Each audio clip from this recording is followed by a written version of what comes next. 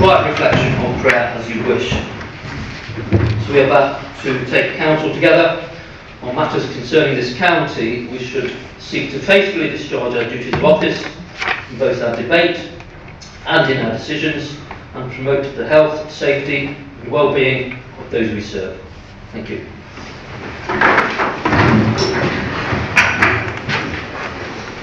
Members, officers and members of the public, welcome to our council meeting this evening. We are not expecting a fire drill, therefore the fire alarm goes off. Please leave the chamber by the nearest exit and assemble at the rear of the council car park. I'd also like to remind members council meetings are recorded for subsequent viewing, and we must bear this in mind when discussing any sensitive matters and the impact our words may have. Our members must be respectful and remain silent when other members are speaking. So when speaking, please stand if you're able and ensure your microphone is switched on. Speak clearly into it and switch the microphone off when you finish speaking. And when voting, please ensure your hand is fully raised and wait until voting is confirmed before lowering it. And can I also remind members not to use their mobile phones during the meeting unless they need to step away for an urgent matter. So item 1 is apologies. Have we any apologies this evening, Mr. Delaney? Chairman, we received apologies from Councillors Harvey and McGraw. Therefore, Council is voting to 25 this evening. Okay, thank you.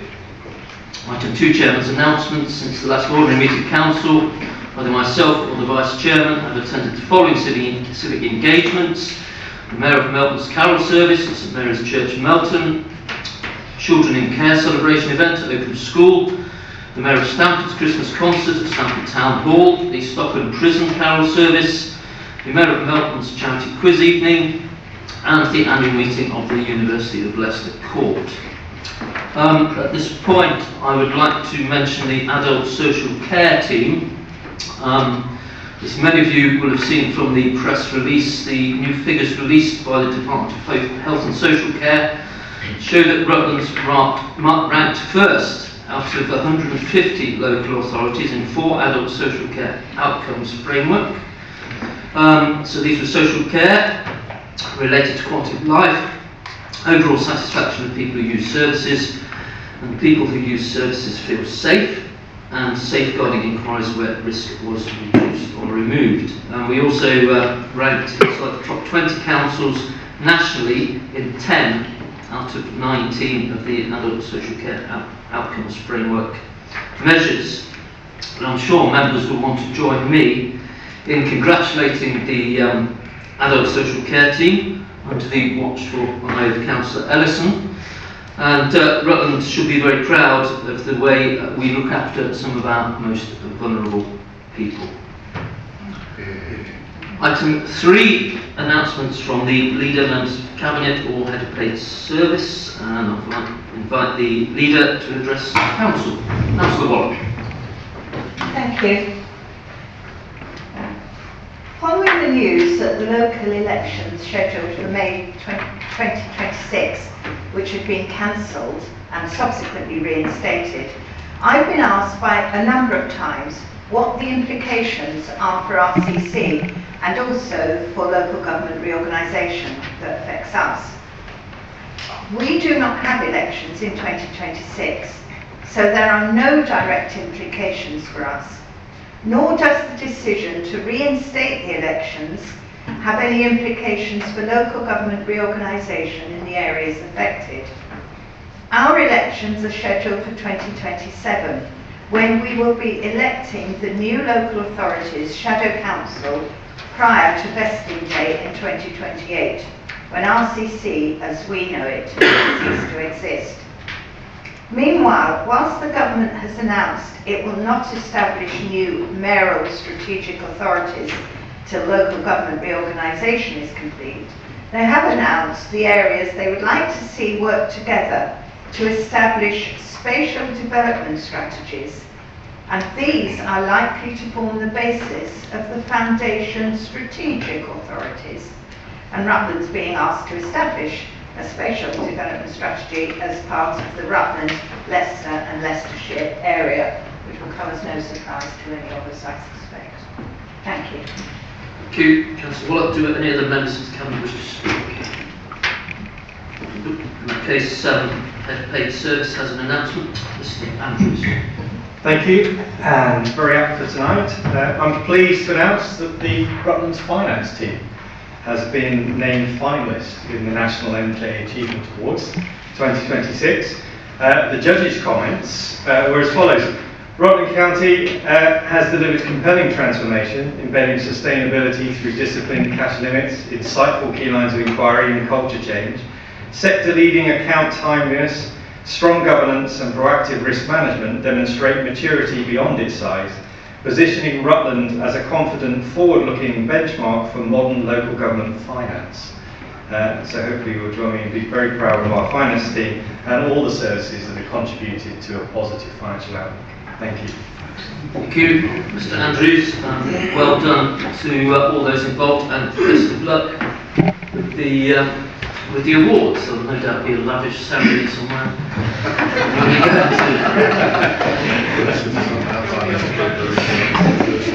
Item 4 is declarations of interest. Do we have any declarations of interest this evening? Okay, item 5, minutes of the previous meeting, pages 5 to 12 of your pack. We've got the minutes of the meeting held on the 20th of November. The members should abstain from voting on the minutes of any meetings they did not attend. I will move from the chair that the minutes of the meeting be approved as an accurate record. Do I have a seconder? Councillor Waller. All those in favour of the minutes being approved, please raise your hand. 24, Chair. Those against? And abstentions? 1, Chair. The motion is carried. Okay, thank you. Those minutes are therefore approved. Item 6, petitions, deputations and questions from members of the public. So none have been received. Item 7, questions from members of the council. We've got one question this evening from Councillor Heckles. So Councillor Heckles, can you please ask your question as submitted? This is a question for Councillor Johnson. When the waste contracts for our waste services are set for a number of years, I'm surprised by this year's inflated green waste charge. In 2023-24, our green waste was £50. In 2024-25, our green waste was increased by 20% to £60. And in 2026-27, our green waste is increasing to £73, which is a 21.6% increase from the £60 charged in 2025-2026. This far exceeds the current rate of inflation, which was 3% in January 2026. Could the portfolio holder please explain why residents have seen their green waste subscriptions rise by 46% over the last few years, given that our waste contracts have presumably not increased by 46%, as our existing contracts were in place over many years? Of course, Councillor Wise, I believe, is the appropriate or relevant portfolio holder, so please can you respond to Councillor Wise? Thank you. We actually thought Councillor Johnson might have one or two other things to talk about. And I'd like to thank you for asking this question, because what it's done is pulled together a lot of bits and pieces. There are a lot of numbers in here. I will email you the numbers afterwards, so don't think you have to write furiously.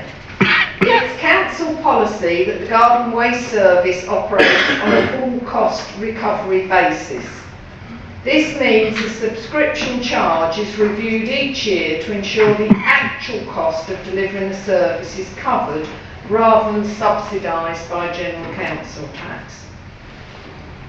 The fee is driven by two main factors. I actually think there's three: the direct costs, the indirect costs, and the number of subscriptions.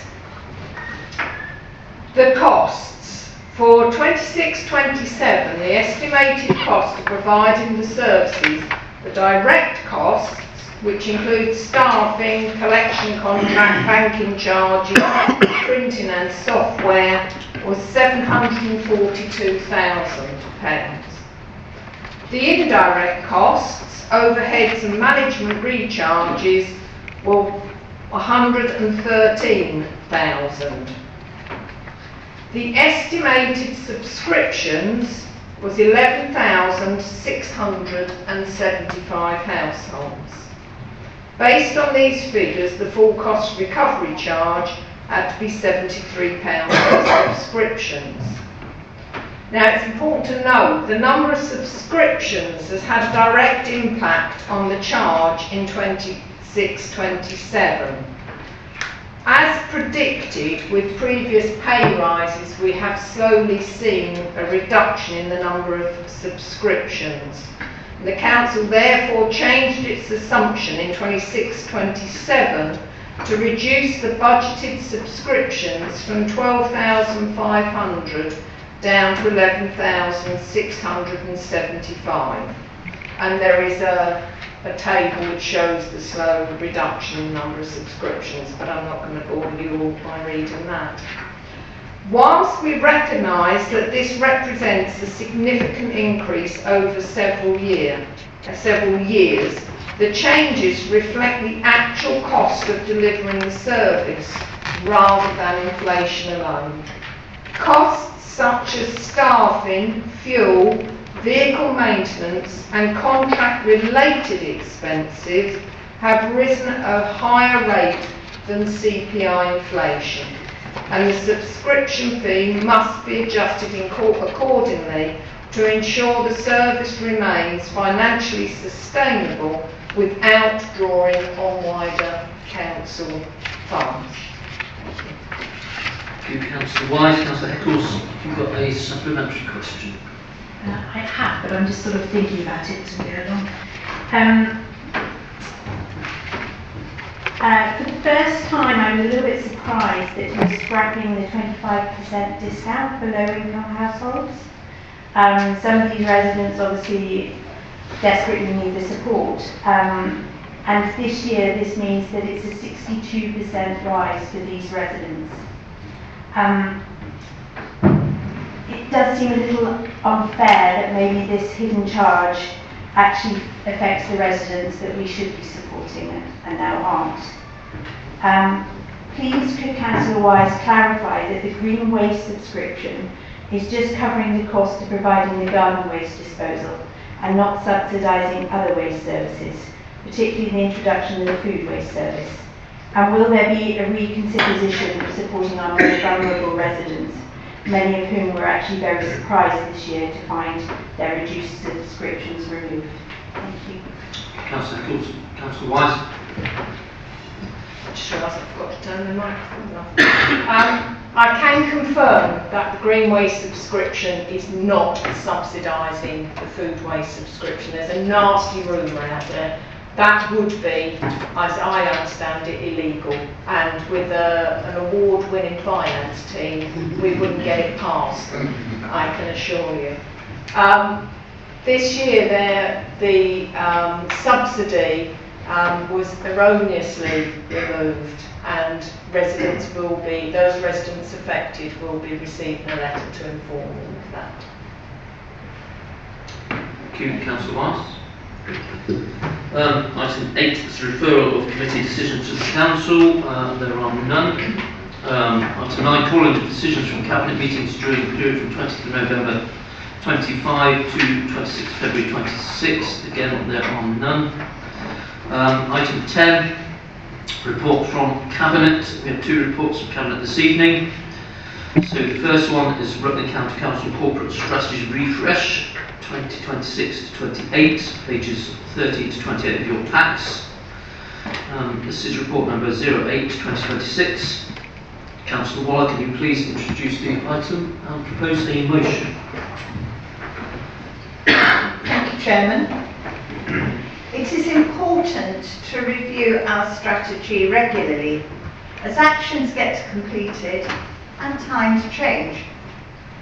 In this review, we've kept our 4 priorities of supporting the most vulnerable, providing effective public services, diverse and sustainable local economy, and tackling the climate emergency. But we have redesigned our strategy document to make it clearer these are equal priorities, not hierarchical. There has been some refinement of wording. For example, the original priority to deliver good public services is now to deliver effective public services. We've used the data we have to develop our objectives, and we're also aligning our performance measures with the government's new local outcomes framework. We've also used this opportunity of refreshing the strategy to deliver a legacy whilst preparing for local government reorganisation. The details of the refresh are in your papers, so I'm not going to repeat them all here. And I therefore propose that Council, on the recommendation of Cabinet, approves the Corporate Strategy Refresh 2026 to 28. Thank you, Councillor Wallach. Do we have a seconder? It's Councillor Johnson. Therefore, members open to debate. Any members wish to speak on this item? In that case, Councillor Stevenson. Thank you very much. Yes, everybody's been quite quiet about corporate strategies. Clearly this is a really important document because it's actually predicating what's in the budget. Don't worry, Chair, I'm not going to lob into the next item. I did just want to make a couple of points. Local government is bound over by an awful lot of statutory function. So to marry up what residents have told us that were important in the future Rutland conversation before this administration was in, it's nice to see that that is coming through. There are a couple of things though that came out in our budget consultation, and it is around the climate change agenda. There were a significant number of comments out of the 206, I appreciate that isn't the whole county, commenting about why have we still got climate change as one of our core priorities. We as elected members need to think about how we balance that shift within our residents and what it is that we are delivering. Equally, I know there are a huge number of residents who will welcome seeing more EV charge points, who will welcome seeing a local plan that has houses that can be energy efficient with solar panels and that sort of thing, but I'm just making that point.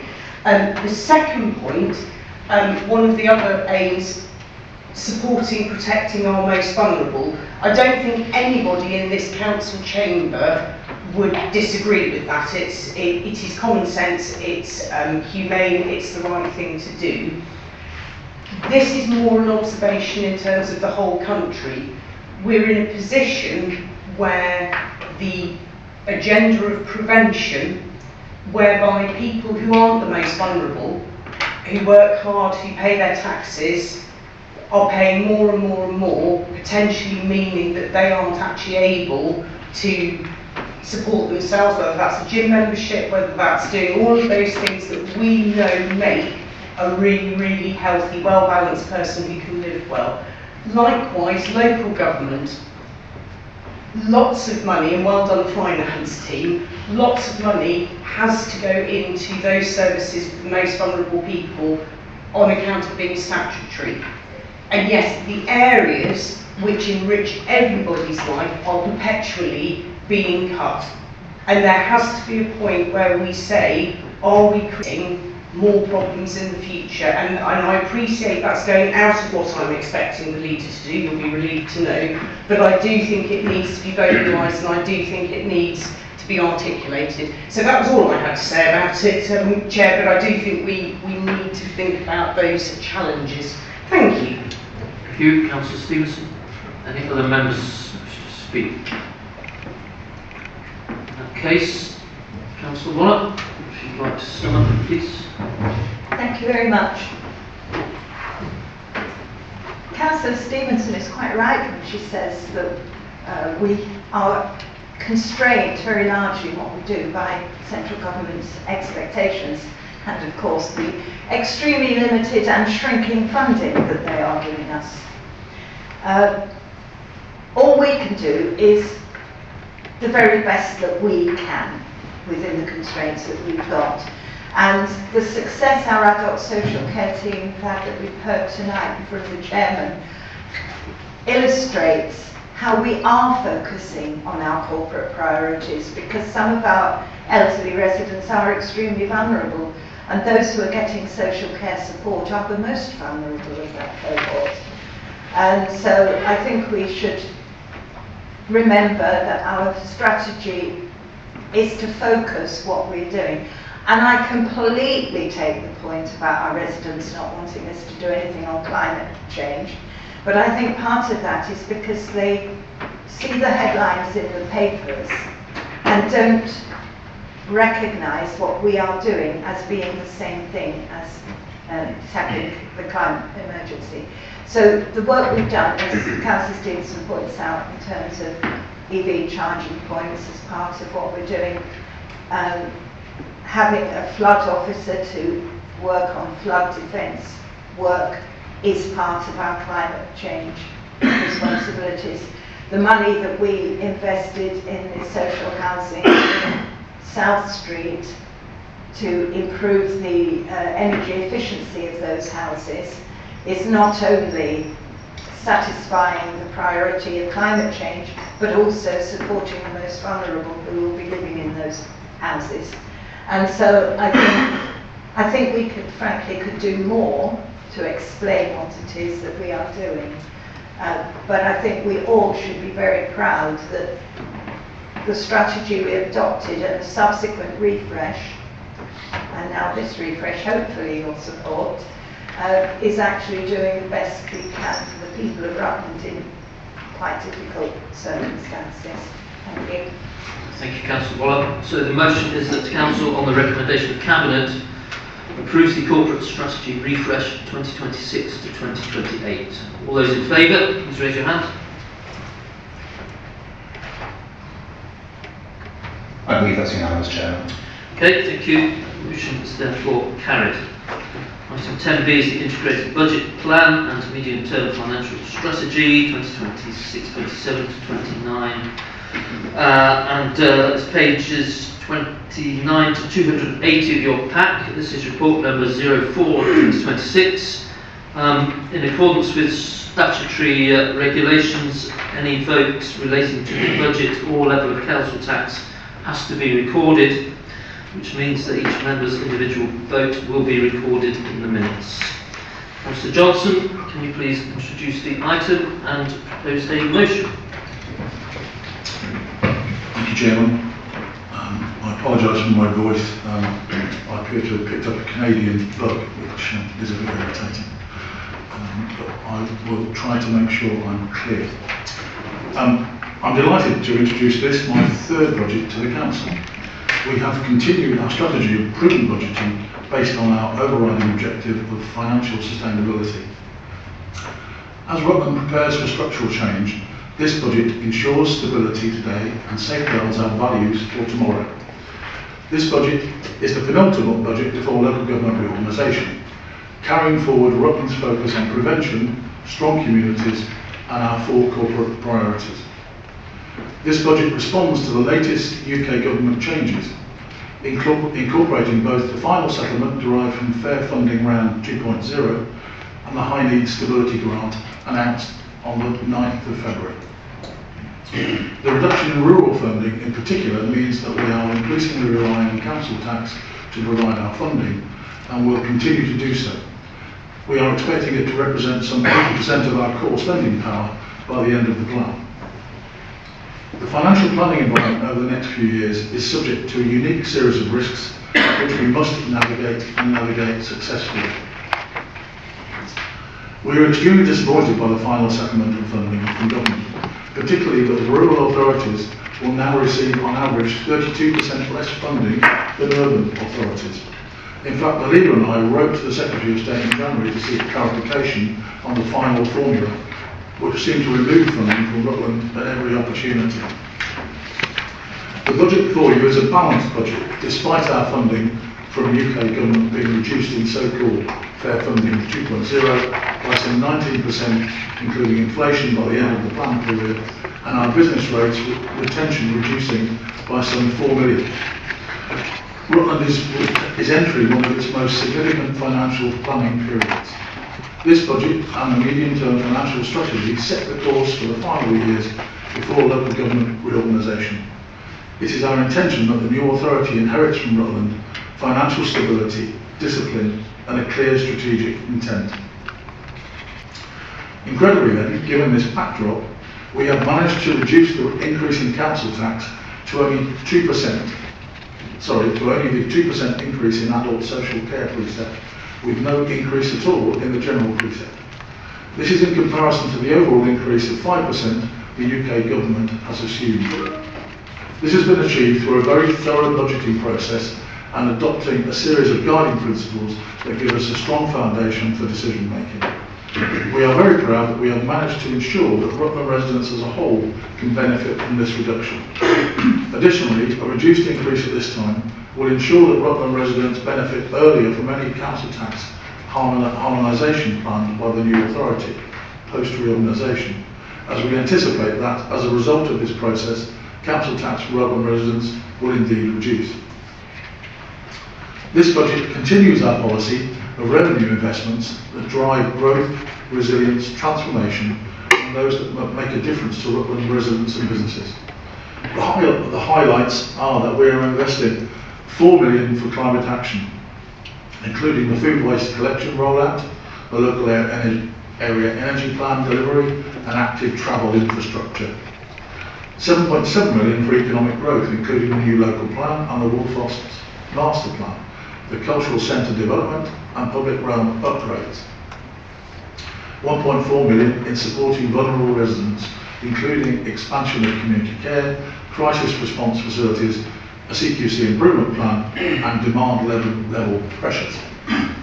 £1.8 million for children and families, including the launch of a new placement home, care commissioning improvements and support for complex placements and adaptions. £8.6 million in health and wellbeing, including the integrated health and social care front door within local link, pipeline developments of a Meditech facility and Rutland Memorial Hospital diagnostic upgrades. And finally, almost £500,000 in digital and governance, which includes the cyber security enhancements that we need to make as cyber security becomes even more important. Further developments for the customer relationship management system, including AI pilots and business intelligence capabilities. At the same time, it's important to remember that this budget is not just about numbers. It is about working together to keep services strong and making council tax increases as low as possible. Our residents play a vital role by making choices that help us reduce costs and improve efficiency, such as recycling more, choosing healthy lifestyles to prevent future care needs, accessing online services and seeking support early through initiatives like the Low Income Family Tracker or Disabled Facilities Grants. Working together, vital services are protected, investment is made in what matters most, and council tax increases are kept to a minimum. Excuse me.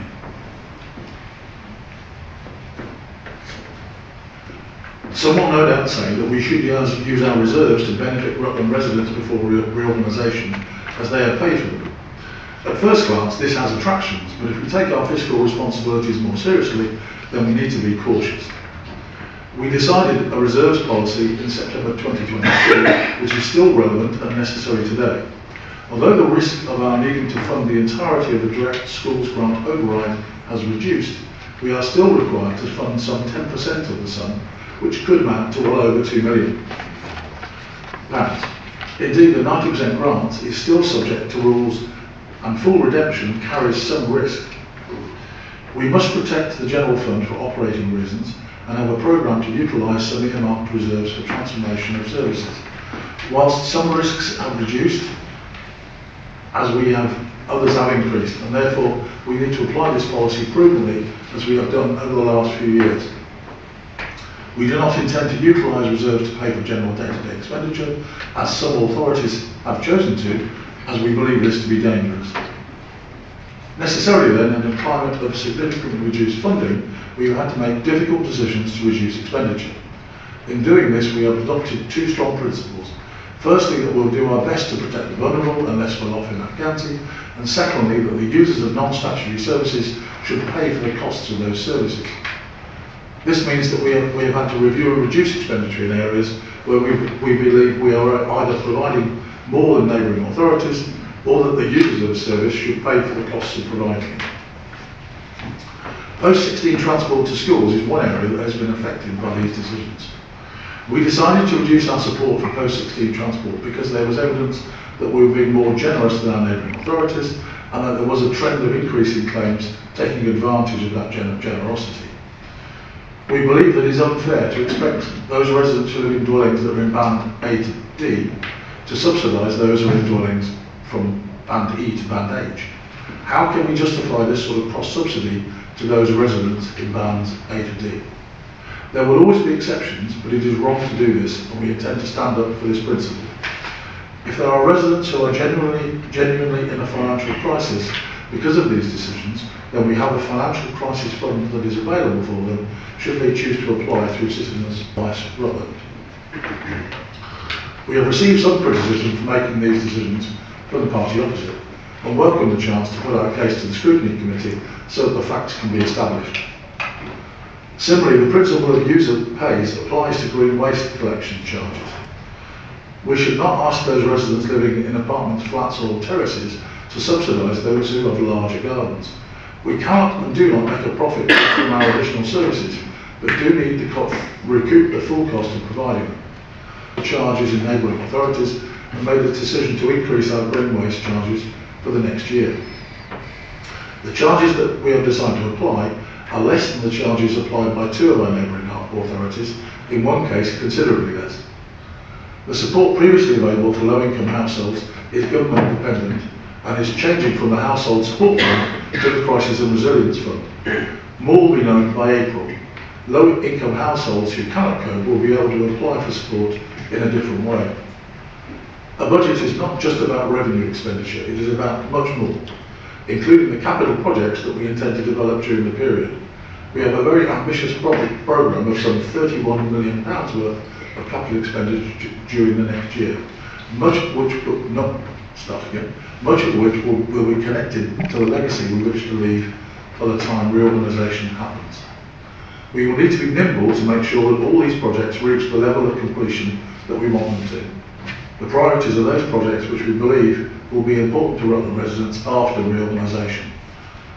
There isn't sufficient time for me to talk about all the projects that we will undertake, so I'll highlight a few of those that are detailed in the back.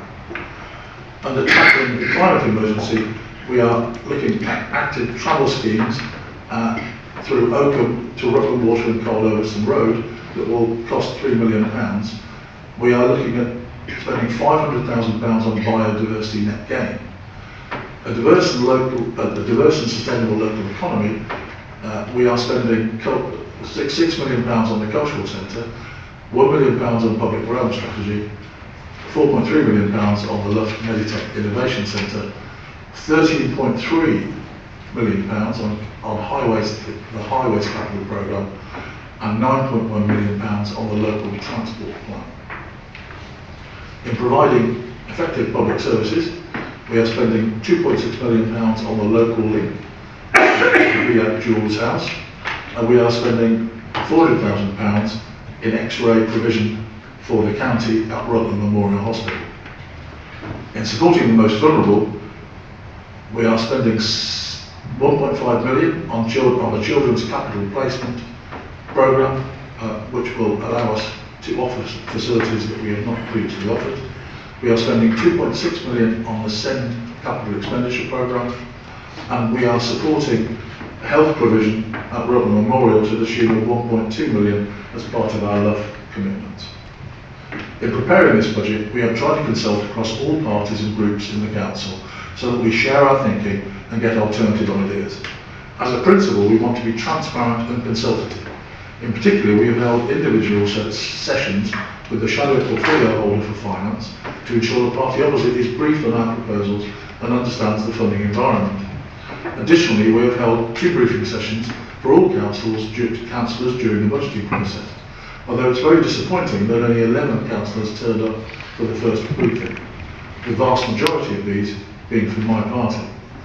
I don't wish to lecture, but if councillors will display this level of interest and do not engage when given the opportunity, it is not surprising that their ideas are not able to be incorporated.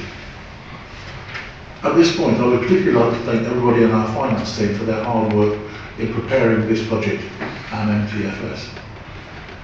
Much has depended on the leadership of Kirsty Mutton and Andrew Merrick, but there are many unsung heroes that have contributed, both in finance and in the wider organisation.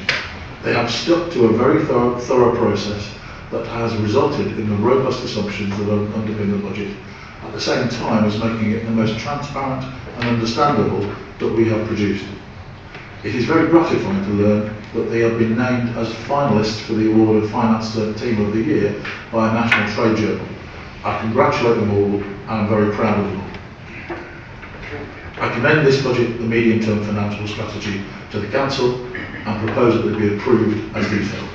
Thank you, Councillor Johnson. Do you have a seconder? Councillor Waller. Case members open to debate. Councillor Ross.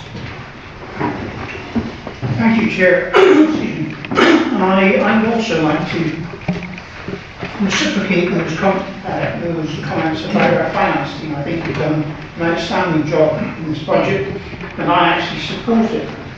I've got 4 questions by way of clarification. I apologise, I've got an old pair of glasses. I've left my glasses at home. But there we go, that's better. So these are points of clarification to Councillor Johnson. Regarding the investment in visitor economy, can you explain why the short-term investments, which are predominantly in people, will no longer be required in year 3? Secondly, in roads, I support the policy of preventive maintenance that you've outlined, any other approach being financially incontinent. Could I have confirmation that the roads budget, and specifically the additional government funding provided for potholes, is reflected in the numbers presented? Thirdly, in relation to SEND, it is noted that as a result of the government's new national approach to SEND, all local authorities will receive 90% of the cumulative deficit to 31st of March 2026 in the autumn of 2026. Presently, 100% of the forecast deficit is covered by the government override, thereby leaving £1 million to the account of this council. So my questions are, will these monies be applied to reducing debt and thus interest costs in 2026-27? And secondly, given that the SEND risk is now materially reduced, will this have any impact upon our reserves policy, there you go, the reserves again, going forward? And lastly, the letter that you have sent to the Housing, Communities and Local Government Office, which I entirely support, notes a significant divergence in per pupil funding of SEND. Has this situation been affected in any way by the government's recent announcement? Because your letter was actually, as I've said, was dated the 22nd of January. Thank you. Councillor Ross, the members. Councillor Payne, Councillor Cameron. Thank you, Chair. Well, Rutland's penultimate budget and a 0% increase, if there is such a thing, in council tax, that's great news for our residents, especially in a challenging political and financial backdrop. I do worry about many things, of which hence my contribution to the Audit and Risk Committee, but one thing I can stop worrying about is the direct schools grant deficit. At the moment, let's be pleased with the intended removal of an increasing £10 million deficit in RCC's budget. In terms of risk, I have challenged the Section 151 officer over what happens if we make a decision today for 0% and the government choose not to remove our deficit. There is a small chance this could happen. I'm happy that the implications of this scenario have been thought through and there is a plan to deal with it. This is an unlikely scenario, but a question I have to ask my Audit and Risk Council. My hesitation over this budget is the very ambitious £24 million capital programme for the 26-27 budget year. Delivery of this is a huge undertaking for Rutland. Indeed, if you include the administration of the Melton Love project, the capital budget rises to £31 million. My worry is that unless projects are completed or well underway and irreversible, under local government reorganisation and a new council, they may be stopped with funding diverted elsewhere. In Rutland, finding resource to deliver operational services and projects has been an ongoing challenge and risk to any delivery. Local government reorganisation and our short-term existence increases this resourcing challenge and consequent delivery risk. When I raised this through scrutiny, the answer I got from the leader was that we hope to have all projects in a position where they were either completed or at such an advanced stage that they would be irreversible by a new council attempting to change the programme. The ambition Rutland has to deliver all this change will take very strong leadership, drive, direction, programme management and governance to achieve. As custodian of this budget and for our Rutland residents, I would like the portfolio holder's assurance that this will be implemented. I applaud the fact we want to spend Rutland's money for Rutland's benefit and economy, but a cancelled project is money wasted. It's not the assurance that Councillor Johnson has done similarly before I'm asking for. So have I, but that's why I'm worried about delivery. But looking forward in best interest, I need his assurance. Please, Councillor Johnson, can I have your assurance and promise that projects in the budget plan for 26-27 will be delivered as forecast as per your budget proposal? The fact that financial sustainability strategy and transformation put in place by this council in October 22, as stated in your papers for tonight, under Councillor Stevenson's auspices, which created firm foundations, still endures and is delivering today is gratifying. I'm similarly pleased we have such an effective finance team led by our Section 151 officer. The finance team haven't worked in isolation though.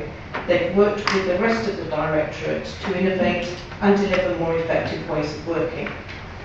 The fact financial control is strong in this council was reflected in an excellent external audit report from Grant Thornton, and I'd like to say a huge thank you to officers for this.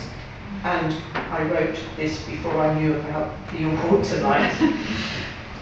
After a number of challenges to the Section 151 officer regarding financial risk, which were met and answered with some detail, and questions I put via the scrutiny committee, I still have hesitation regarding the delivery of the capital programme. Apart from that, due to the Section 151 officer's thorough response to my risk-based questions, I will be supporting Rutland's penultimate budget. Thank you, Chair. Thank you, Councillor Payne. Councillor Smith first, then Councillor Farr. Thank you, Chair. Councillor Johnson, in his presentation, and Councillor Ross have mentioned the ID Stability Grant. And for once, I feel I'm not being a prophet of doom talking about the Designated School Grant and SEN. Because the High Needs Stability Grant relieves Rutland 90% of its verified dedicated schools grant. And it will be continued a further 2 years, but there are conditions. And I'm sure you all know that in 2028 the government will take on SEN costs. I just want to mention that the designated school grant is ring-fenced and really is a credit. And we haven't been able to use the general fund to pay it down. We have put in the risk reserve £2 million, and this will pay off the other 10% of the local contribution that is required in the High Needs Stability Grant. And what it's done is release funds. And Councillor Johnson has mentioned already that because of that, or partly because of that, we've been able to not increase the, but we haven't increased the general council tax. But, and there's always a but, we're not in the sunny uplands. We have to produce, as I said, a compliance with the High Needs Stability Grant, and we have to produce a credible designated schools grant reform plan. Now, linked in with this, we had the other day the school's white paper, and it's a whole system review. And one of the big features of it, that schools and that SEND system have to work together. We have been, for a number of years now, implementing some of the things that the government want. For example, we've been investing in our early years, and we pinpointed in the early years where the problems arise. We have been prioritising in school provision of SEND in the mainstream schools. We have been improving our data. Particularly that has been improved just recently because of transformation. One thing that did come out in the school's white paper was the idea that we should have a SEND specialist in the family hub. So we are well placed to meet the reforms that the government want. Our Delivering Better Value programme, the East Midlands Change Partnership we're involved in, and our own Building Belonging strategy. So the High Needs Stability Grant is certainly welcome, but it doesn't eliminate risk to our medium-term financial strategy. And Councillor Johnson has pointed out that a further 2 million will be required. One of the problems is, though, that this High Needs Stability Grant it deals with accumulated debt, but it doesn't deal with the structural causes. And hopefully the school's white paper will deal with some of this, but probably won't come into effect till 2030 or even later.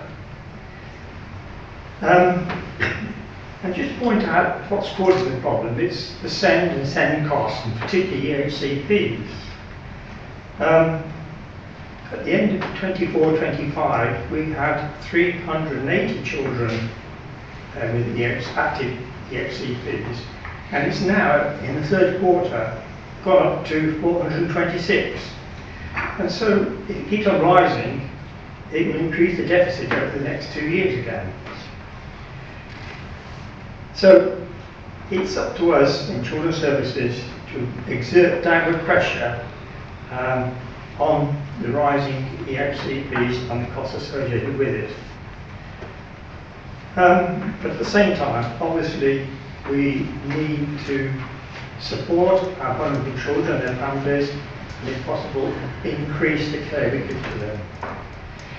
So, Mr. Smith, are you about to finish? I'm going to finish, yes. I just want to give my thanks to, like everyone else, to our finance team, who have done a wonderful job, and also to Children's Services, who I think have got in a good place.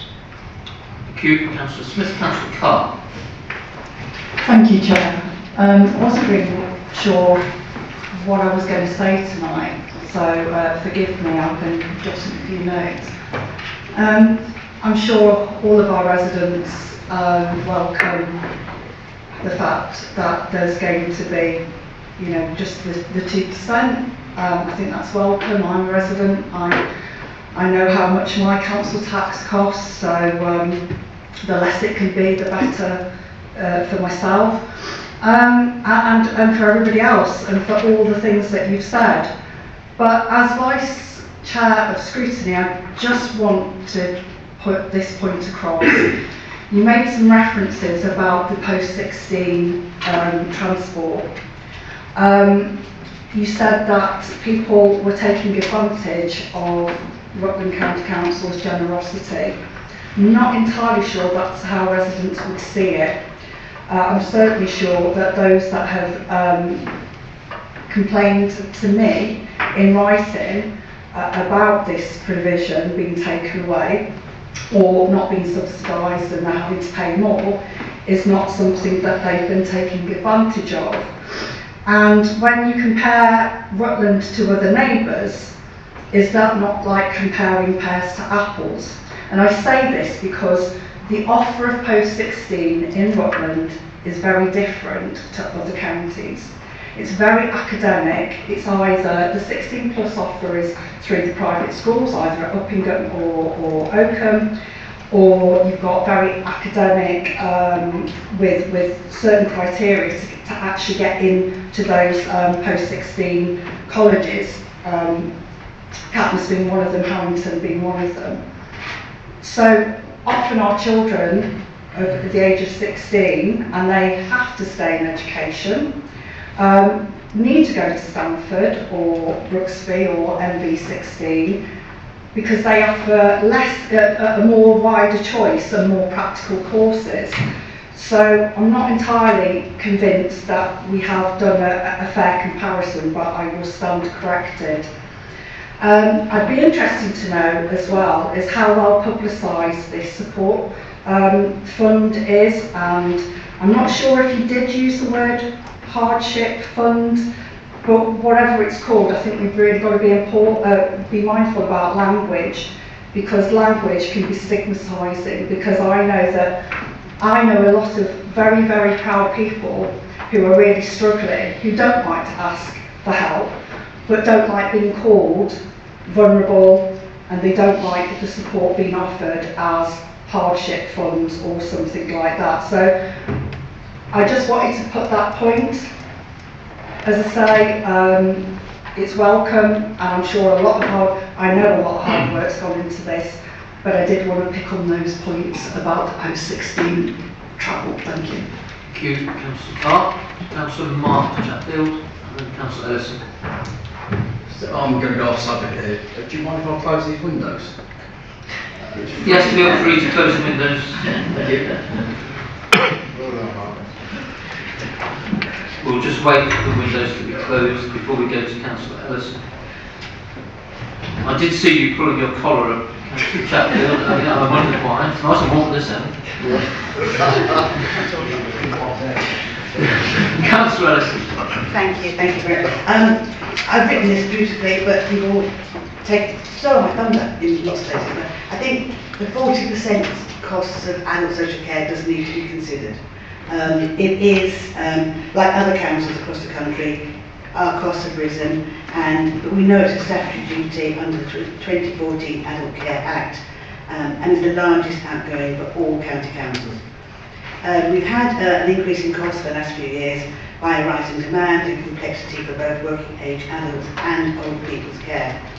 But I'm really pleased to say that staff have worked so well to address the pressures while maintaining the statutory objectives of high quality provision for all individuals requiring support. And we've done this by optimising the value for money through efficient budgeting, robust contract negotiations, and a focus on long-term preventative measures. The working age adult costs were driven up in part by higher than expected transition costs and reliance originally on out-of-county provision. This has been turned around by enhanced use of in-county provision, both day opportunities and supported living, and by attracting more users from the joining counties and to use our services and increasing our income. Demand for adult social care has also been increasing and changing due to demographic changes of the population. We have more residents living longer and being cared for in their own homes for longer, but then some are being admitted to residential care homes at an older age with greater needs, resulting in higher than expected costs. To offset this, our officers have shown some excellent negotiating skills, resulting in increased block bed provision with many more banded rate beds, which reduce the average residential care costs, whilst maintaining the standards of quality of care. So this year, the budget is 40% of the adult social care budget, is 40% of the total budget. So we've got £22 million to go. And we've got to provide for the adult social care needs of the whole population, and covering the costs mentioned earlier by Councillor Johnson, and the provision for local link and the Meditech and the increased access at the Rutland Memorial Hospital, all of which are starting soon. So the last allocation we've got to plan is again a wonderful one to support vulnerable residents by expanding community care, enhancing crisis response facilities and implementing the Care Quality Commission improvement plan. And the one thing we can't control, addressing demand-driven pressures. So we're trying to prevent, and prevention is our key objective, but we don't always manage it, so we have to recognise, and we can't refuse care, and we wouldn't want to. And lastly, I want to join in with a praise, particularly for my team. They have been wonderful. The ASCOF results have just been, we are again we're hitting above our weight, top 4 in those areas, and we've also had very good results from our carers' feedback. So I'm really impressed with how well they do, and I'd like to thank them, and I'd like to thank the Finance Department. Thank you. Thank you, Councillor Ellison. Councillor Clifton. Thank you very much, Mr. Chairman. I would like to start by thanking those officers and others who have taken the time to work on this budget. I would also like to thank the previous administrations in Rutland who did so much of the groundwork to enable Rutland to cope when the seas became stormy, who built solid foundations, and to whose foresight and fiscal prudence we owe a debt of gratitude. Much of what is being delivered in this budget flows clearly from the bedrock laid by previous Conservative and Independent administrations. The levelling up funding one for our area under the leadership of a Conservative RCC and the hard work of our Member of Parliament Alicia Cunt. The financial sustainability strategy now guiding the Council's long-term stability developed and embedded by the Rutland Conservatives. Responsible opposition means recognising when the right stepping stones are in place and helping to ensure they are followed in the best interests of Rutlanders. Only last week, Rutland County Council was named Best in the Country for Adult Social Care, to which I also extend my congratulations. Clearly, the one big fiscal problem we have in Rutland is our general grant allocation. This is £640 per dwelling, which is less than half of the national average, which works out at £1,413. Rutland's general grant allocation from government has decreased by £147 per dwelling since the council set its budget in 2024-25, and this comes on top of the abolition of the rural services grant last year costing over £1 million. All this in just 2 years from Rachel Reeves and Keir Starmer, and I look forward to the party opposite producing literature attacking Labour cuts in future. This Labour government has been a disaster for Rutland. It has dramatically reduced our funding, despite spending 14 years in opposition promising the opposite, and it plans to abolish us. Rutland's chronic lack of national funding means we continue to rely heavily on council tax to fund local services. Almost 80% of RCC's funding now comes from council tax, compared to a national average of 53%. It is important to say that none of this has anything to do with Rutland's size or with our council status. It is of interest that the old Rutland County Council, abolished in 1974, had the second lowest rates, the precursor to the modern council tax in the country. It doesn't take a mathematical genius to work out that were Rutland to receive its fair share of national funding, then we would again be a council with one of the lowest council taxes in the country, not one of the highest. The modern Rutland County Council has existed since the 1st of April 1997. This budget takes us to April 2027, so 30 years. There have been many successes, but also many challenges in these decades, not the least of which is our marked comparative economic decline nationally, with resulting pressures on budgets such as ours. The state is taking more and more, it is spending more and more, yet we don't seem to see very much for it sometimes. I hope that in the next 30 years we will try a different approach in order to try to get back to those sorts of positive economic statistics we saw in 1997. We need to follow common sense. Lighter taxed economies grow much faster. We need to follow the Laffer curve. It works. Now, because we here in Rutland have had to grapple with significantly less national government funding than the average council, we are both an outlier and an example of doing more with less. Over the next 30 years, the rest of the country is going to have to undergo exactly the same process, accompanied by a sensible and proportionate reduction in statutory service provision and the fixed costs of local government across the board. We have all had enough disruption and worry caused by this government, this council and this county. There will be battles ahead, and in that spirit I will vote for this budget. Thank you. Thank you, Councillor Clinton. Councillor Cllr.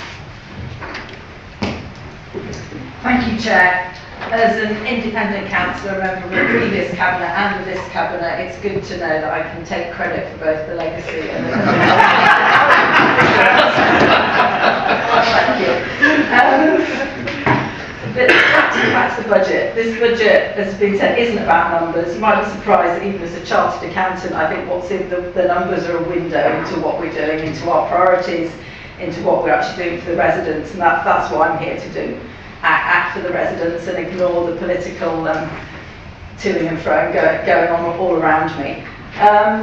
So in that, with my figures head and as a charter, I have obviously been through the figures with interest, our policies and the risk that's attached. And I do have confidence in this budget that it's a sustainable budget, it's a sensible budget, and has been put together in the right way. I'm obviously disappointed, as we all are, that we can't have absolutely zero council increase for our residents this year.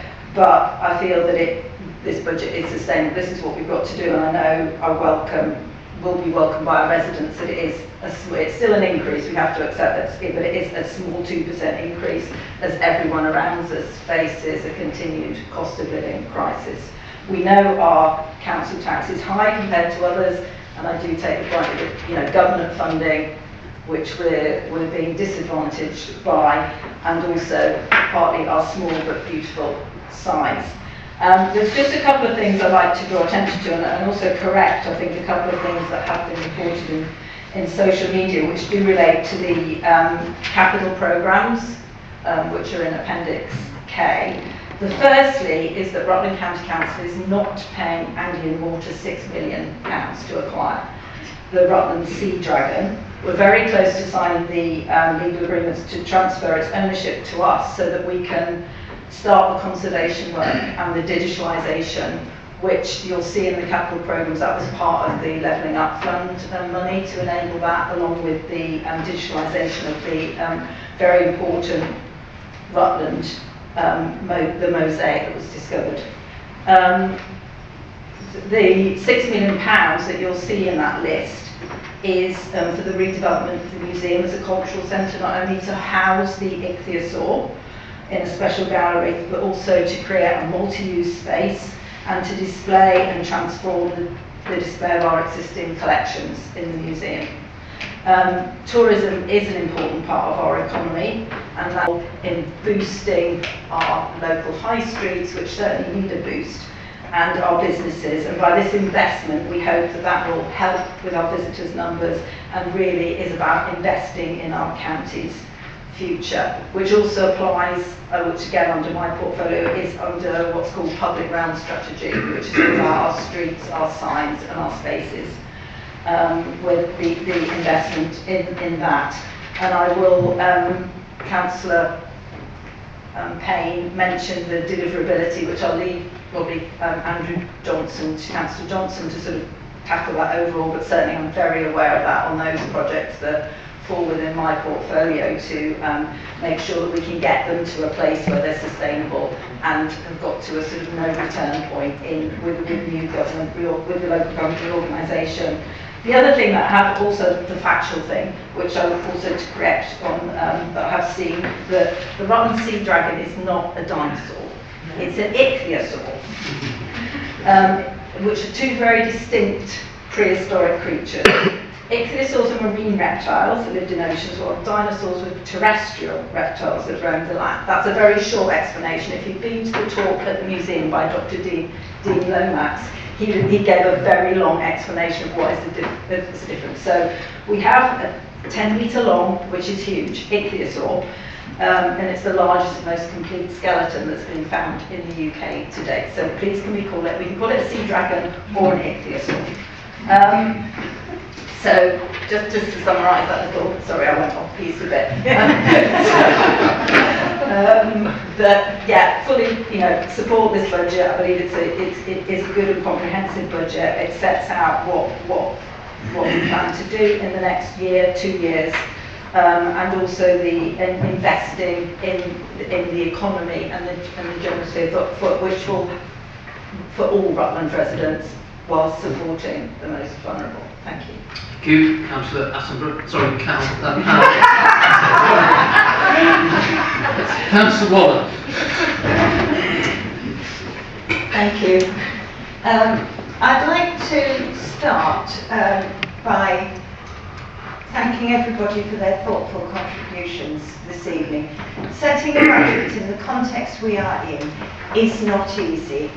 And whatever we do, I can guarantee that some of our residents won't like it, because you can't please all the people all the time. But I would like to pick up something that Councillor Karen Payne said, and that's her concerns about delivering the capital programme. And it's something that I think that we all share the worries over that. Delivering a capital programme is always difficult because you are subject to so many influences from outside. I mean, we saw it quite recently when we were developing the libraries for the Living Well services. Who would have thought we had a well in the middle of one of them? And it certainly wasn't on any of the records and had to be dealt with. And yes, it was dealt with, but it delayed the delivery of the programme. So things happen. Being conscious of that, though, we have ensured that we've got a robust project management system, and more importantly, the Chief Executive has brought some coherence to the delivery of projects. So we have a much more centralised project management system now, which enables us through the, I forgot what we call it, it used to be the Asset Management Board, the Project Management Board, I think it's called now. Capital Programmes Board, that's it. Through that has a number of cabinet members on it, we do have an overview of all our projects, and I can promise you that we as members question quite closely. Some might say a little too closely in some instances, but nevertheless I believe in dotting I's and crossing T's. So I would like to reassure Councillor Payne that we are doing as much as is humanly possible to control. And also we're ensuring that the project's delivery timeline is closely aligned to the financial timeline, so that if we have a delay, the finance team are aware and can invest the money that we put to one side, we've got no reserves, to get some income from the council while we're waiting for the need to spend the money. So we are looking holistically at the issue. But what I really wanted to say tonight is about the 2% council tax increase. I read this week that the Resolution Foundation's Living Standards Outlook 2026 has found that incomes of the poorest half of households have grown by just 0.5% a year since the mid-2000s. And that will include Rutland residents, so we must remember our poorest households when setting our budgets. And this is people who have to use our food banks despite having full-time jobs. People who are facing homelessness despite being in work. And those who can't work due to ill health or disabilities, they all need our support. And tonight we have the opportunity to support them, thanks to the government agreeing to meet 90% now of the SEND deficit. There are conditions to giving us the 90%, but from what was published in the white paper this week about the reforms to send schools and so on, I am confident we will be able to meet those conditions, because all that they're predicated on is what we have been doing for the last 2 or 3 years around the prevention agenda, and is what we are still doing and is in our capital programme. So we're holding our council tax rise to 2%, that's the adult social care precept element, rather than the 4.9% recommended by government. 2% is still a rise, of course, but it's better than nearly 5%, which is what the government wants. Councillor Warren? Yeah, okay. But there is another reason, if you will indulge me, to council tax, and Councillor Johnson touched on it, and that is we have the highest council tax of any area the government chooses to put us with. And it is incumbent on us to try and close the gap, begin the harmonisation now, because we do not want to be in a position that we move into a new council where we have the highest council tax for the 7 years the new council is allowed to take to harmonise. Thank you, Councillor Watt. Thank you. Councillor Helmsley.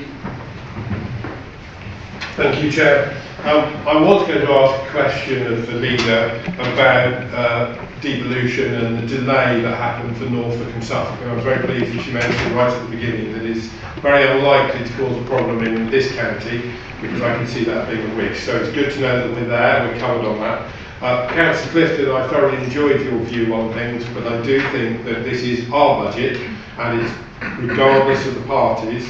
I would like to thank the finance team for doing an amazing job, and everyone else who has done their input and been out there asking questions. And I think it's really important that we understand, actually it's for us to own it and for us to go out there. And for those people that need support, Citizens Advice Rutland was mentioned and things, there are some really good things sitting there. We need to be promoting them clearly to our communities where they need it. Thank you. Councillor Helmsley. Councillor Dinsmore. Thank you, Chair. I'd like to begin by congratulating the finance team and saying my thanks for their hard work in putting together this budget. It is an incredibly difficult task, which is not assisted by central government's increasing demands that we do more with less. It has been a difficult decision for me as to whether to vote for this budget. We are elected to make difficult decisions, and I don't think it's right to abstain on a vote of this importance. This has been the horns of a dilemma, and I have come down in favour of voting for this budget for 3 reasons. First, as noted by my Conservative colleague, much of this budget follows through in the work of the last Conservative administration, which I'm delighted to see. Secondly, a key principle in this budget is to use Rutland reserves and projects that are for Rutland. To vote against this budget and to cause it to collapse would hinder our ability to deploy those resources locally in the limited time that we have left before LGR takes effect. Thirdly, as noted by many councillors this evening, including the leader and Councillor Stevenson, much of this budget is beyond our control. There are legal obligations on the council in relation to services that it must provide, limits on its ability to raise funds through council tax or otherwise, no ability to seriously influence the grossly unfair funding formula with central government, and restrictions on what pots of money can be used for what purpose. As a result, the vast majority of this budget is actually beyond the administration's control, such that it's not really subject to a meaningful vote this evening. My difficulties, however, have arisen from the lack of clarity in the budget documentation, where the administration has not made clear, 1, what it is required to provide, 2, what it is able to provide to external funding, for example, the levelling up grants obtained by the Conservative group and in administration, 3, where and how it is increasing charges, and precisely what capital projects are funded by what reserves. To take fees and charges, for example, this budget itself is wholly unclear. I contrast Appendix E of this budget, which notes the fees and charges policy, written at a high level of principle, with that, for example, in Hammersmith and Fulham at Appendix E, where you can see from this table the charges last year, the charges this year, and then the increases. There is no equivalent table in the documentation. Councillor Heckles has pointed out one example of green waste, which he dug into the detail. That is a long-winded and difficult process, and I would hope that future budgets can make it clearer for residents exactly where choices are being made to increase discretionary charges. As to capital projects, there is no clarity in the budget as to precisely how much of the reserves are being spent on precisely which projects, such that it's very difficult for residents to ascertain how their local money is being spent locally. Whilst I applaud the fact that council tax is not increasing, with the exception of the adult charge precept, the first question that we are likely to be asked is why council tax cannot come down in circumstances where the reserves are being depleted. Residents will no doubt ask whether many of these capital projects are really necessary and why the money could not have been used to give some reprieve during the cost of living crisis and before LGR takes effect. Similarly, in relation to capital projects, and with my own ward in mind, the only mention of a capital project in Barleythorpe is the active travel plan to the road juncture Cole Overton Road in Barleythorpe. That is, of course, welcome, but is an example where the provision of funding appears to be from government grants and taxpayer reserves. As the Council will be aware, there are many issues facing Barleythorpe in desperate need of further funding, including 1, assistance with further flood prevention, 2, tree maintenance of the main road in Barleythorpe, 3, speed prevention measures on the main road in Barleythorpe, and 4, more investment in activities for young people following the close of Catmas Sports Centre. On the basis of these budget documents, it will be difficult to explain to residents why and how other projects have been prioritised over these. That is unsatisfactory and does make accountability difficult. I will nevertheless vote for this budget for the reasons outlined at the beginning of my speech, but I do so with considerable hesitation given the lack of transparency in some of the key decision making. Thank you. Thank you, Councillor Dinsmore. Councillor Paul Brown. Oh, sorry, I was told you were wanting to speak by the CEO. Any other members? Councillor Heckles. The disadvantage of going last, of course, everyone's already covered most of the points, and I had to scribble most of my speech out. 2026 isn't looking great. Unemployment levels have hit a 5-year high. Wage growth is slowing. Graduate recruitment, which is affecting our family, has fallen to a record low, dropping to 45% year on year. Many believe this to be due to Labour pricing young people out of the workforce. This means many young people are struggling to find jobs and will need financial support. So it's incredibly welcome that there will be no council tax rise in the budget. Although I do need to mention that obviously our council tax is at an all-time high. As Councillor Clifton mentioned, we must remind you that we really need to push for fairer funding, and hopefully the leader can maybe be encouraged to write again to government on this. We're delighted that the government actually announced on the 9th of February that they would cover 90% of the council spend overspend to 31st of March 2026. I calculated this was reportedly to be around 10 million. It's definitely a welcome relief. My worry is that this overspend may well begin to grow again. At present, councils are able to keep high needs deficits, which is an overspend where selling costs exceed the budget available, off their main balance sheets, through a temporary accounting mechanism known as statutory override. This high needs dedicated school grant, this is the high needs dedicated school grant deficit. Sorry, that's a real tongue twister. Worryingly, this override is due to end in March 2028, when I understand these deficits move on to the council books of a new council if that happens. A recent local government association survey said that 79% of councils who responded will not be able to set a balanced budget to any budget in 2028-29. So it's going to be very difficult for us all going forward. I also think we need to repeat, and I think a lot of people have already said this already, that the increase of 2% is an increase in the adults and social care precept. It's actually not the council tax. In an ideal world, these would also be frozen. However, unfortunately, we have inflation, and as everybody knows, all costs rise with inflation.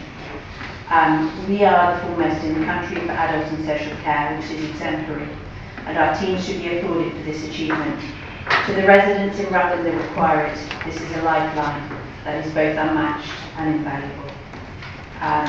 One of the issues that my residents repeatedly raise is the condition of our roads and potholes. The thing that is always surprises me is how little of the budget highways actually have. They get a very small slice of the cake. I believe it's around 5.6 million for highways and transport, which I calculated to be 5.8% of our total spend. And this obviously includes transport, so highways is going to be less. This does seem quite low when there's the state of our roads affects every one of us. I did drive into a neighbouring county and unfortunately hit a large pothole that's so deep that I actually thought I was going to have a blowout on my tyre, and there was a loud clunk because I think the front end might have clipped or something. Residents complain about our roads, but compared to our neighbours, our roads are actually brilliant. So I'd like to congratulate Highways and thank them for looking after us all with their financial constraints. I would definitely support an increase to the Highways budget, given that there can be no price put on resident safety. And I'm delighted to hear from Councillor Johnson that there will be more money heading towards highways. The next bit of my speech was about green waste, so I thank Councillor Wise for saying that our low income families will be receiving hopefully a rebate. I calculated that to be £18.25. Finally, I'd like to thank the officers for working hard to produce these budgets. I know a lot of you work very quietly to help and keep Rutland the wonderful place that it is, and I will be supporting this budget. I wasn't happy about the green waste, but as I said, Councillor Wise has explained that situation. Thank you very much. Thank you, Councillor Eccles. I think the timing almost to the second now. Councillor Stevenson, then Councillor Wilkie. Thank you very much, Chair. Few notes about budgets up front and centre on supporting this budget. Clearly, it would be particularly ridiculous given a well-deserved nomination for a award looking over to the back where the officers are. What I will speak to, though, is around the national context for a start off. £2 billion have been pushed towards most deprived urban councils, seeing rural councils see a reduction, I think and Councillor Johnson said, of approximately 19% for Rutland. For me, this continues to show that central government does not understand that delivering service in rural areas is more expensive. We saw that last year when our rural services grant was removed overnight. The one thing that I would say, though, the surprise announcement, and this does seem to be a flavour of our government to make announcements, U-turns, etc., was around the dedicated schools grant. Seeing the original 1.9% increase in consultation papers being reduced to 0%, which clearly, as Councillor Carr and others have said, is very welcome for our residents when everything is getting more expensive. I thought the covering paper for that special cabinet paper on the 17th of February was very, very useful, and I don't wish to hammer a point home. Regardless of politics, local government is an evolutionary process. It is a slow-moving ocean liner. So actually, this is a compliment to lots of members who've been on this council for years. In that cabinet paper, years of disciplined financial management. So every councillor who supported the budget in previous years, every councillor who's presented the budget, we've been doing the right thing with very good support from officers. Past decisions by members to prioritise sustainability and resilience. Again, anybody who's voted for the financial sustainability strategy when it first appeared in 2022, well done, good call. Anybody who voted for a transformation programme when that appeared in 2022, well done, good decision for Rutland residents. Levelling up funding, I'm glad that we accepted it. Well done to anybody who voted for that, regardless of politics. So legacy actually works both ways. It's what we're planning for in the future, but it's what we are inheriting. Rutland has always been strong, robust and financially sound. I'm now going to move on to my expectations of the administration. I'm supporting this budget. Last year I abstained on grounds of lack of clarity in the fees and charges. The portfolio holders are responsible for making sure that members are absolutely briefed so we know what is coming out in the public domain, so that if necessary, we are directing residents to the various funds available. But I actually take Councillor Carr's point. We've all got pride. Making people constantly go cap in hand for something that should be there, that needs to be acknowledged. If there is going to be a material difference to residents, for example, residents who budgeted for £600 in the summer for a bus pass to suddenly find it's £1,000 at the end of a summer holiday with school uniforms and clubs coming up, we must show that we are in touch with what it means to be living now.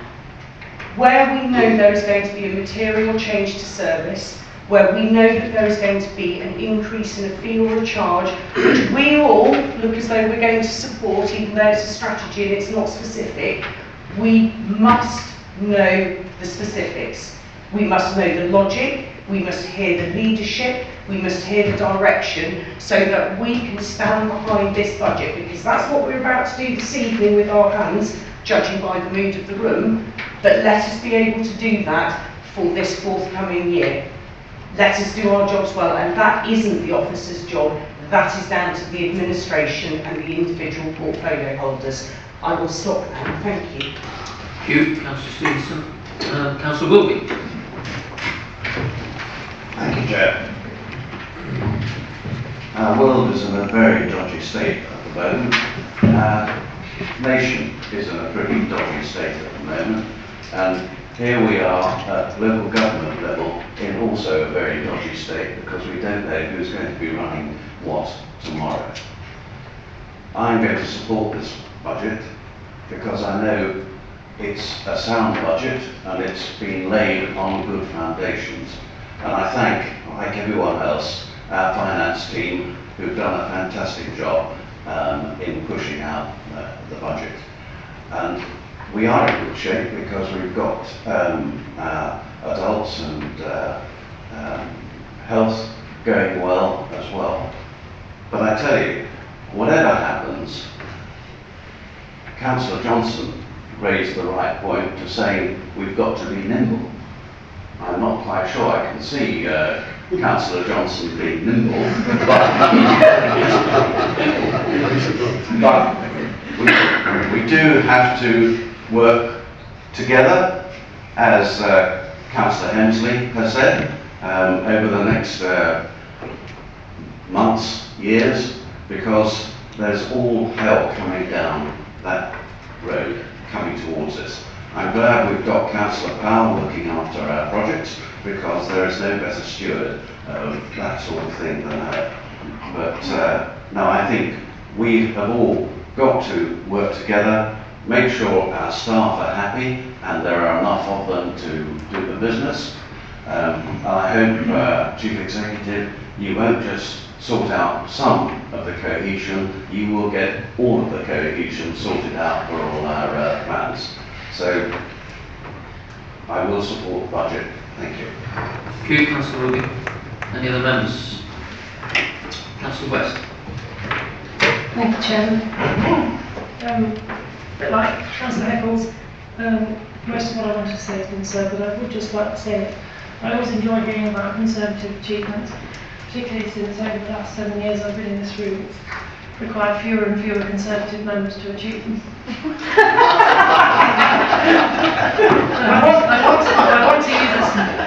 want to use the next couple of minutes mainly as an invitation to any reform candidates who might be out there in Rutland. And I've heard an awful lot about them in the national press, about how they wish to find, how they thought they would find a lot of waste in local government finance, and how they've not found any waste in local government finance where they've been looking for it, and Kent is the main example of this. And so I would like to use this as an opportunity to extend an invitation to anybody out there who wears a reform cap to come and scrutinise our budget and find zero waste in here as well. This is as stripped down to the bone and as lean as it can possibly be, and there is no waste. So they can jog on to the next result. Thank you very much. Thank you, Councillor West. Councillor Farina. Considering this evening's, thank you, Councillor. Considering this evening's budget for 26-27, I understand the hard work that goes into developing this budget. So well done to the portfolio holder and to the finance team for all your hard work. As the cost of living soars and costs increase, Rutland County Council is still feeling the effects of the government removal of the Rural Services Delivery Grant, putting everyone in a difficult position and having to scratch around to try and find savings. For too long, I feel the council tax has stopped representing good value for money, and numerous councils have seen, in some cases, an unreasonable increase. What also must be considered is the steady increase of the council taxpayers' household bills increasing. In the integrated budget plan, section 1.2.3, the proposed budget for 26-27, which included an increase of 2%, 2% of which has been specifically earmarked for adult social care. But what is also important is to note that this figure has been reduced from an increase of 3.9%, so a total of 1.9% instead, as the government will be covering 90% of the authority school deficit. I think that is only appropriate to support this increase when other councils are being forced to make increases to council tax way above the fair minimum. It's somewhat of a relief that Rutland County Council is bucking the national trend, and I'm sure everyone can wholly agree the importance of adult social care and the demands that it brings. So this is not necessarily a council tax increase. The 2% is to cover increasing demand for adult social care costs. To summarise, as we're about to move into the next phase of local government reorganisation, which brings with it many uncertainties and anxiety, bear in mind that all councils, including this council, need a legal and balanced budget to go forward. Whatever the next couple of years hold for Rutland, we can only do our utmost to try and support quality of life in Rutland. And going forward for 2026, I will be a happy councillor if we can focus on the issues of flooding, where I represent a ward that has been significantly blighted by this issue, and also to look at the issue of potholes in our roads and see a significant improvement investment in the quality of roads. Despite raising these concerns, with that being said, I will be supporting this budget tonight. Thank you, Councillor Freedom. Any other members? Councillor Corbett. Thank you, Chair. I've left it very late tonight, so I don't have to say much at all, because everybody said it. But I just wanted to draw upon 2 or 3 little points, which I wrote down. Core spending, down £280 per dwelling. Grant allocation, down £360 per dwelling. Our council tax proportion of spending is 81%. Against a national average of 55%. We all know those figures. What we've not talked about too much tonight is the consultation. And I read through the consultation this afternoon. And I wrote down a few points that popped out more than most. Roads, rubbish. Potholes need doing.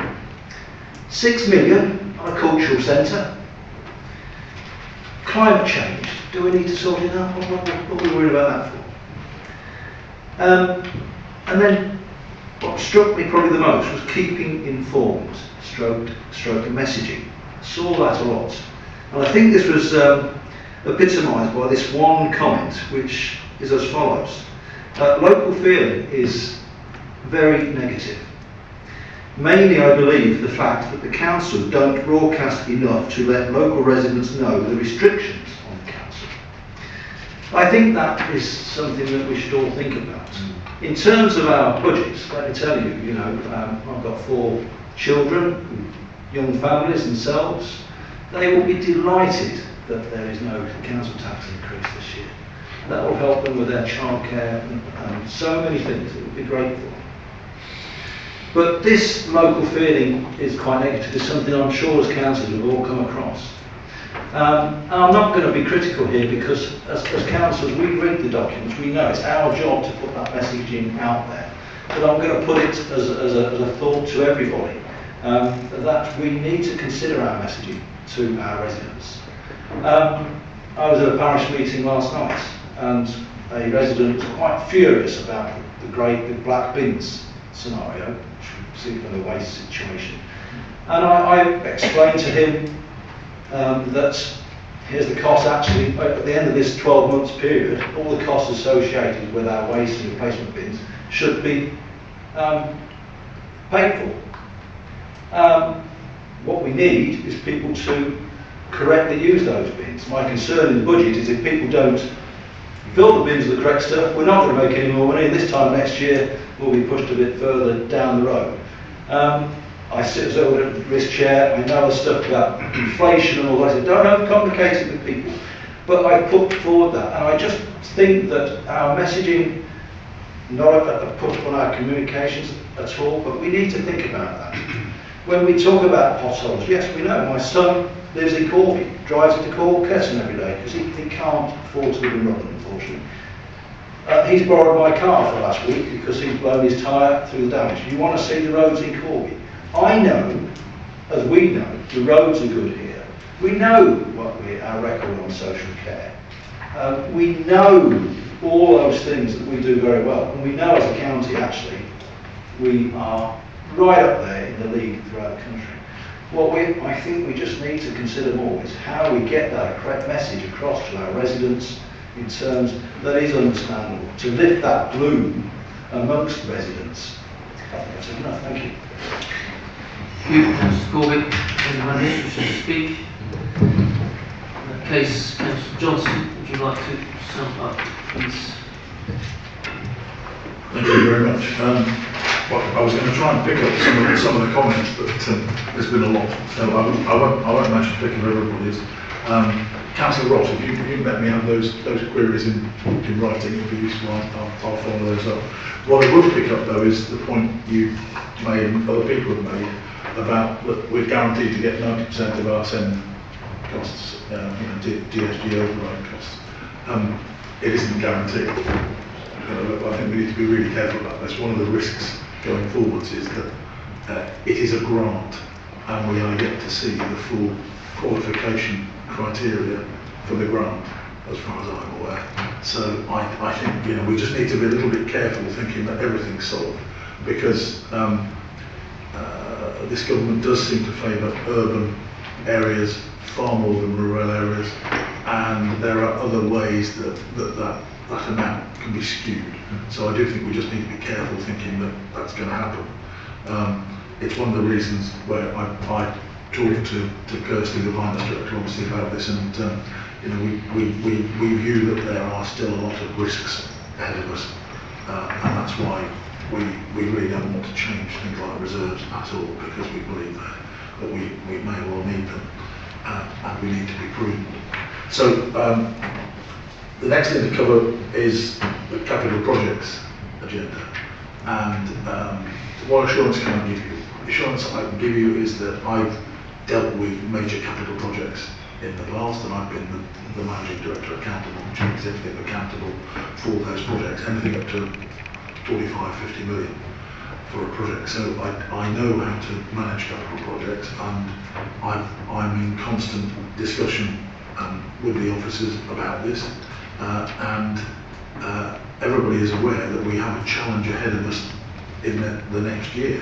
That's not something to be taken lightly. And the good thing is that as a result of those and other discussions that obviously the officers have been having, there's been a change in structure that was approved this morning, which means we'll have a more central project management office. Now I think that's actually quite fundamental, because I have a fairly simplistic view of capital projects, and I haven't managed to be nimble on capital projects in the past, despite my appearance. Capital projects are just about time, specification and cost, and you just have to keep focusing on those things.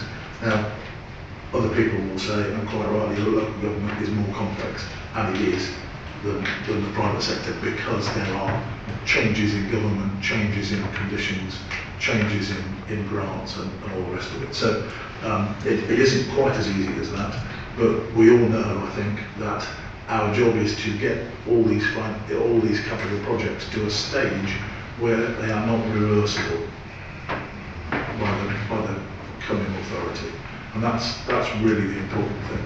So will we spend all 31 million that's in the plan? I am not sure, but I do know that we'll have objectives to make sure that it is as effective as possible. So, I mean, that's the assurance that I'm prepared to give you at this stage, I think. I'm hoping that we are able to deliver exactly as we put into budget.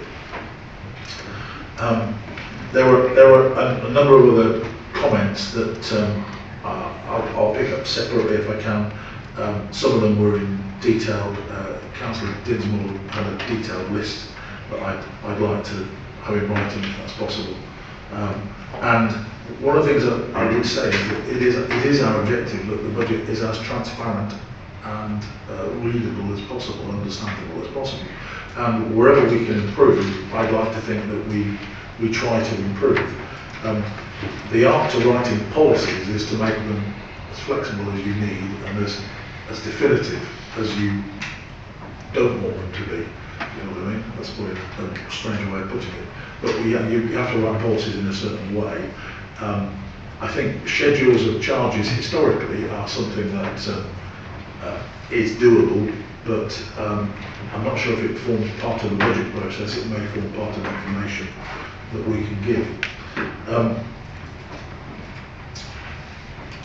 I think the last point that Councillor Corby was making about the general public, the residents in Rutland that we serve, is that too many make assumptions about us and are very suspicious of us, because they all think we get paid far too much. They all think that we spend all our time on jollies and collecting bribes and all sorts of things that are really not part of our agenda.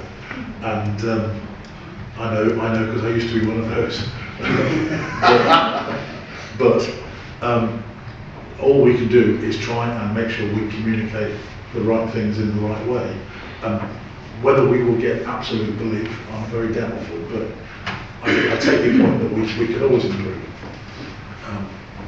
In terms of the support for the budget, I'm very grateful. I think there is a very grown-up attitude towards the fact that we have a budget that does provide continuity, and despite the dwindling number of Conservative members, I'm sure that everybody is equally to blame for the fact that we have managed over a number of years to set ourselves challenging budgets, and we've managed to keep them. I think that's it. Thank you, Andrew. Thank you. Councillor Johnson. So the motion is the Council approves the recommendations as set out on pages 31 and 32 of the agenda. So in accordance with procedure rules, this vote will be recorded. Members will be asked to raise their hands, but must keep them raised. Mr Delaney will then record each individual member's vote, then read the result and individual members' votes, and then the overall result. So it is therefore essential that you keep your arms fully raised for the duration of the voting, so that your vote is accurately recorded. All those in favour, please raise your hand.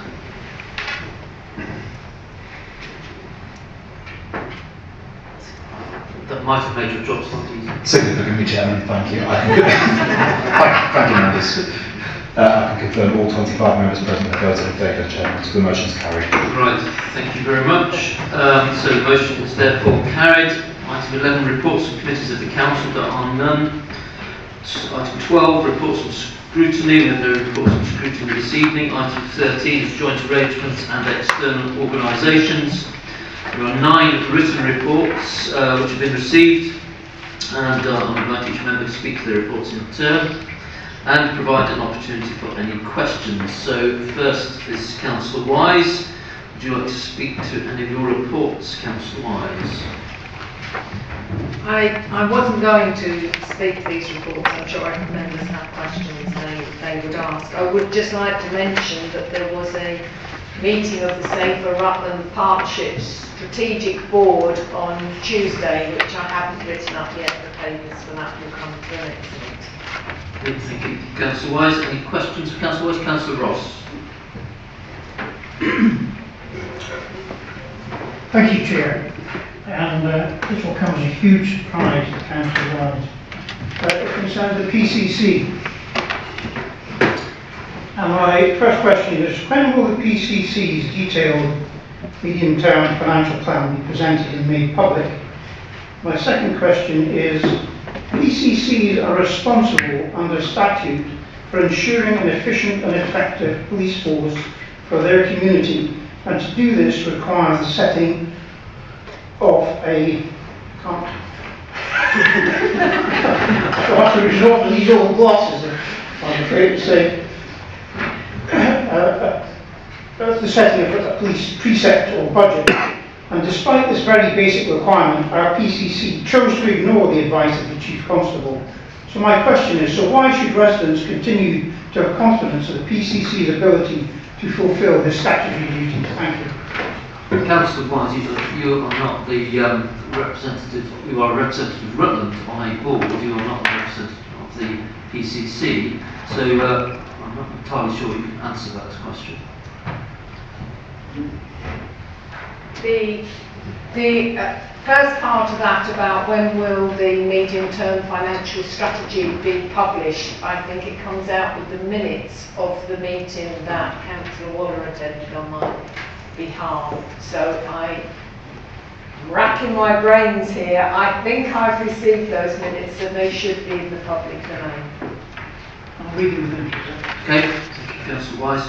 Councillor Freeman, do you wish to speak to your report on the Heidelberg Materials Liaison Committee? Thank you, Chair. This was the meeting dated 26th of 11, 2025. I've got nothing further to add unless any of my council colleagues have any questions. Questions for Councillor Freeman? Okay, Councillor Stevenson, your report was on the Rural Community Council. Oh yes, thank you, Chair. I'm assuming everybody has very carefully read the report. I would just like to remind you that the deadline is the 27th of March to spread the word for nominations for the Rural Community Council 2026 awards. This could be an individual, community group, rural business that really have gone above and beyond. At the last awards, Rutland, I think, was nominated in every single category. So it really would be wonderful if we could spread the word, get Rutland thoroughly on that Leicestershire and Rutland map. The link to the nomination form is in the report, and but do spread that amongst your wards, because it would be wonderful to get as many Rutland folk and organisations nominated and acknowledged for all the wonderful hard work which makes this county the best. Thank you. Councillor Stevenson, maybe you could send that link round to members. If they look on the report in the council papers, they'll find that it's conveniently at the bottom, Chair. Oh, well, that's very convenient. It is very convenient, Chair. Thank you. Any questions for Councillor Stevenson?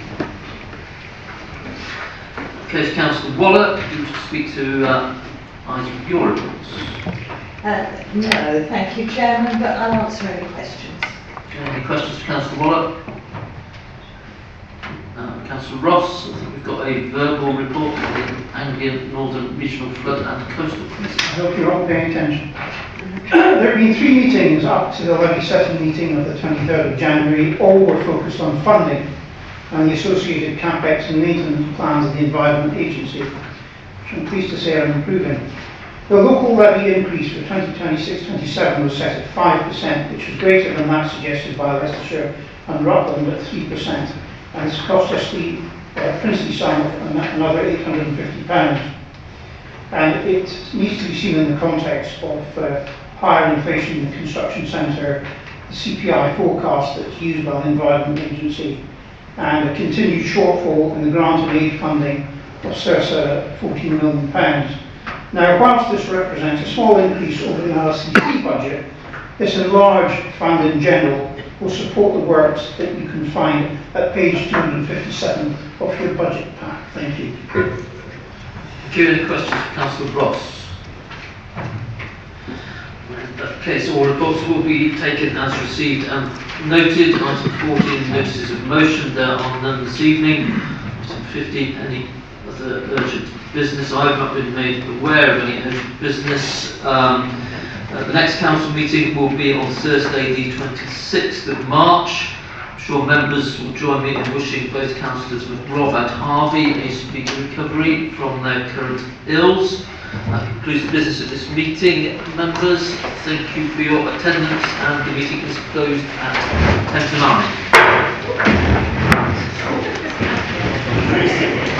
to 9.